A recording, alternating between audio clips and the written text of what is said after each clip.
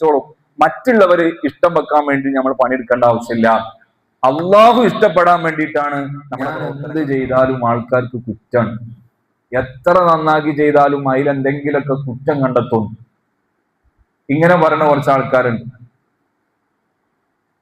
അവര് മനസ്സറിഞ്ഞൊന്ന് ആലോചിക്കേണ്ട എന്താ നിങ്ങള്, ഇങ്ങനത്തെ ഒരു പരിഭവം നമ്മൾ ചെയ്യുന്നൊന്നും നമ്മളാർക്കും ഇഷ്ടമല്ല. നമ്മുടെ ജീവിതത്തിൽ നമ്മൾ പലതും ആലോചിക്കാറുണ്ട്. ചില ആൾക്കാർ സ്വന്തത്തിനെ കുറിച്ച് പറയാൻ തുടങ്ങിയാൽ അങ്ങോട്ട് പറഞ്ഞുകൊണ്ടേയിരിക്കും. മോന്റെ കുടുംബം ഇത് നമ്മളെ കുടുംബമാണ്, നമ്മളെ മോന് പഠിക്കുന്ന അവിടെയാണ്, ലണ്ടനിലാണ്, മറ്റോടത്താണ്, മറിച്ചാണെന്ന് ഇങ്ങനെ പറഞ്ഞിട്ട് നമ്മളെ കുറിച്ച് ഇങ്ങനെ ആലോചിക്കാൻ നമുക്ക് കുറേ സമയം കിട്ടുന്നുണ്ട്. എന്നാൽ ഇതൊക്കെ എന്റെ റബ്ബാണ് എനിക്ക് നൽകിയത് എന്ന ബോധം നഷ്ടപ്പെടലോടുകൂടി ആ അനുഗ്രഹങ്ങൾ മുഴുവനും അങ്ങ് പോകും. അതാ പതുക്കുറൂനി അത് കുറുക്കും. മാത്രമല്ല അതുകൊണ്ട് ഉദ്ദേശിക്കുന്നത്,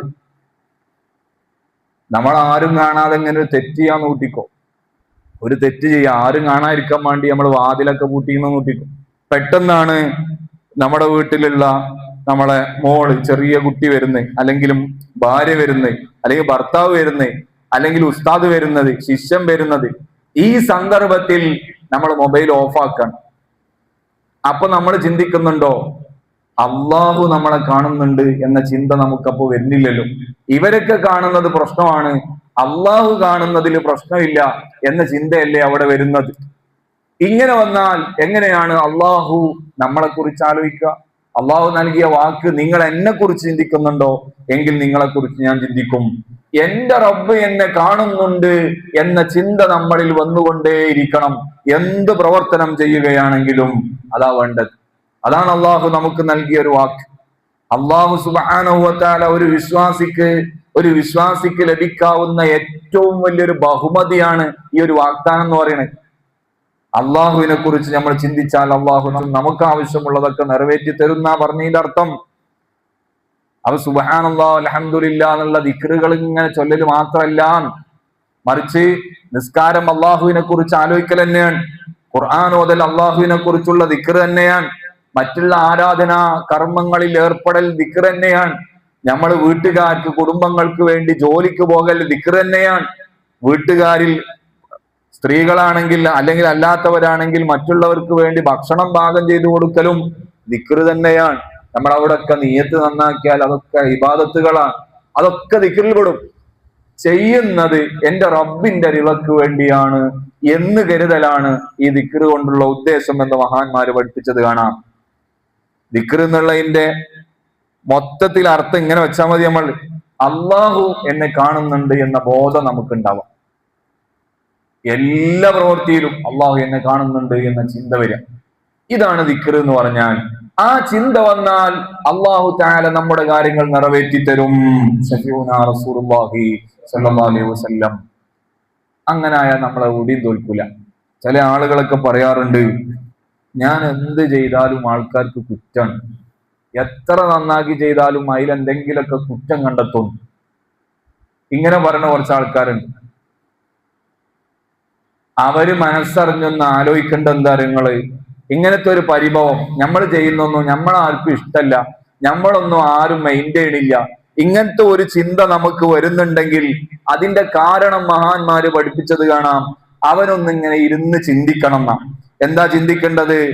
നമ്മളൊക്കെ നിസ്കരിക്കുന്നത് യഥാർത്ഥമായ സമയത്ത് തന്നെയാണോ? നിസ്കാരങ്ങളൊക്കെ കറക്റ്റായിട്ട് നിർവഹിക്കാൻ നമുക്ക് പറ്റുന്നുണ്ടോ? അള്ളാഹുവിനേറ്റുള്ള ബാധ്യതകൾ നിറവേറ്റാൻ നമുക്ക് സാധിക്കുന്നുണ്ടോ? അള്ളാഹു അവന്റെ പൊരുത്തം കിട്ടാൻ വേണ്ടി നമ്മോട് ചെയ്യാൻ പറഞ്ഞ കാര്യങ്ങൾ നമ്മുടെ ജീവിതത്തിൽ മുറുകെ പിടിക്കുന്നുണ്ടോ എന്ന് നമ്മൾ ഇങ്ങനെ ആലോചിക്കണം. അള്ളാഹു സുബ്ഹാനഹു വ തആല പറയുന്നതായിട്ട് ഹബീബായ റസൂലുള്ളാഹി സ്വല്ലല്ലാഹു അലൈഹി വസല്ലം തങ്ങൾ പഠിപ്പിക്കുന്ന ഹദീസിലുണ്ട്, അള്ളാഹുവിന്റെ തൃപ്തി കിട്ടിയാലേ മറ്റുള്ളവരുടെ തൃപ്തി നമുക്ക് കിട്ടുള്ളൂ എന്നാ. മഹാനായ അബൂ ഹുറൈറ റളിയല്ലാഹു അൻഹുവിൽ നിന്ന് നിവേദനം ചെയ്യുന്ന ഹദീസിലുണ്ട്, ഇദാ അഹബ്ബല്ലാഹുൽ അബ്ദ നാദാ ജിബ്രീൽ. ഒരാളെ അള്ളാഹ്ക്ക് ഇഷ്ടപ്പെട്ടാൽ ജിബ്രീൽ അലൈഹിസ്സലാത്തു വസ്സലാമിനെ അള്ളാഹു വിളിച്ചു വരുത്തും. എന്നിട്ട് പറയും, ഇന്നല്ലാഹ യുഹിബ്ബു ഫുലാനൻ ഫഅഹ്ബിബ്ഹു. എനിക്ക് ഇന്ന ആളെ ഇഷ്ടമാണ്, അതുകൊണ്ട് നിങ്ങൾ അവരെ ഇഷ്ടപ്പെടണം എന്ന് ജിബ്രീൽ അലൈഹിസ്സലാത്തു വസ്സലാമിനോട് പറയും.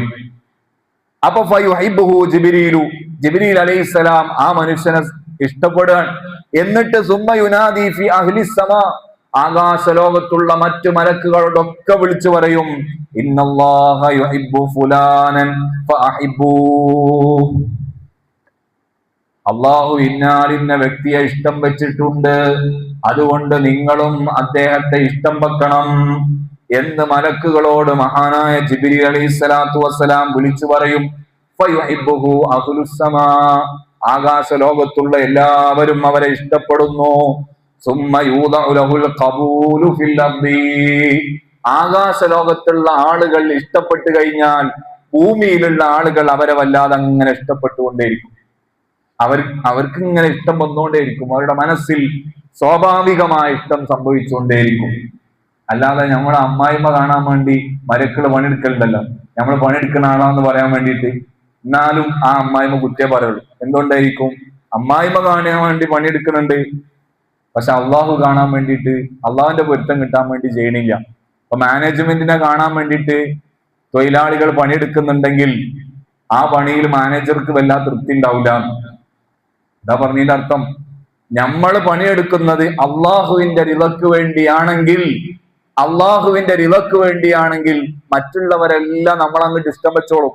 മറ്റുള്ളവര് ഇഷ്ടം വെക്കാൻ വേണ്ടി നമ്മൾ പണിയെടുക്കേണ്ട ആവശ്യമില്ല. അള്ളാഹു ഇഷ്ടപ്പെടാൻ വേണ്ടിയിട്ടാണ് നമ്മുടെ പ്രവർത്തനങ്ങൾ ഉണ്ടാവുന്നത്.